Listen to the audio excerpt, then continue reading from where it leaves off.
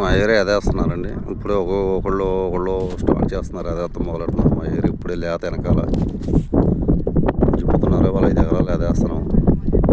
వెనకాలే తాటర్తో దుక్కుతుంటాం. దాని వెనకాల తొడుగు మండ కడతాం. తొడుగు మండ కట్టి దుక్కి నీట్గా వేస్తాం. వేసిన తర్వాత మళ్ళీ పాయిలు కూడా కొడతాం. చూడండి ఎలా జిమ్ముతున్నారు.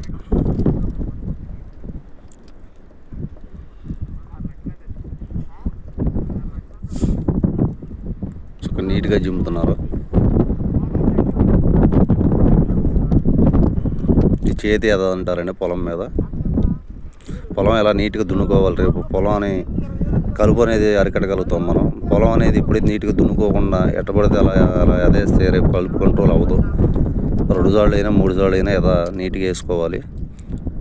మేము 3 సార్లు దుక్కు దున్నామండి. ఇది